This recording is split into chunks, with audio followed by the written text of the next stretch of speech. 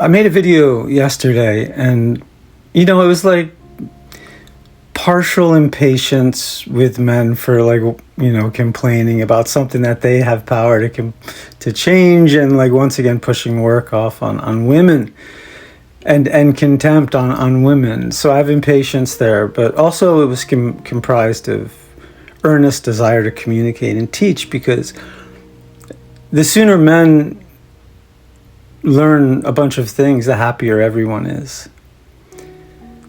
So it dawned on me that maybe the connection isn't clear. Maybe I'm assuming this understanding, because the complaint is, oh, we're lonely, we're perceived this way. And I'm saying, oh, well, easy, just drop all these behaviors. But maybe you haven't even made the connection between the two. And that has to be done. So you can't be tough and strong artificially, like I can't feel, I can't express weakness, I can't cry, I can't comfort, I can't be comforted. You can't do all that and also be connected to humanity. That's the problem. And this I'm especially empowered to talk on. This is really part of my journey in transition. You can't, because I was this hyper masculine person, come on, trained in 4 martial arts. I was a badass. I really was, And I mean, a lot of that was because I was trying to guard, or I was all messed up. I was all twisted around. That's part of my story. I'm happier and stronger and more stable now. I was fighting to be so strong and stable before. I couldn't get there. But it was an important part of my journey. Also because now I can defend myself if people want to get too transphobic in the street. So that's actually a great comfort to me. But the point is, you can't have all the walls up and let the love in. And if you don't let the love in, you become weird and scary to people, and you can't feel them, and you get lonely. It's that simple. That's the whole formula.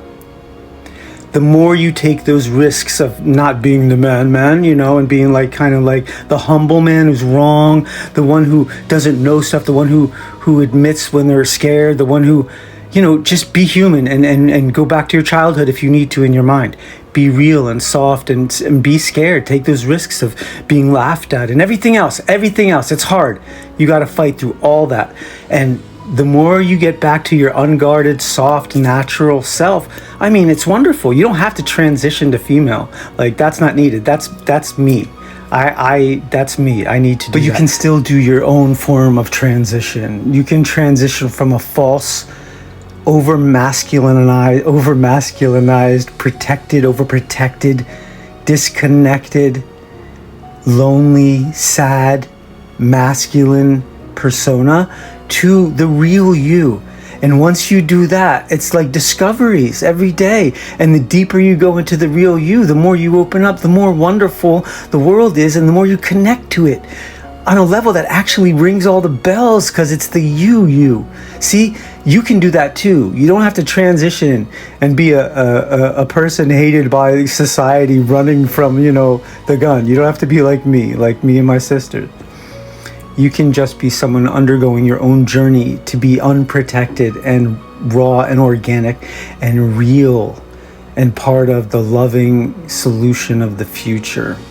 Take one of their zombie soldiers away and bring one of the light soldiers of the light and the heart back to the fight. And you will have such a more satisfying life, I promise. So here's to you. You can do it.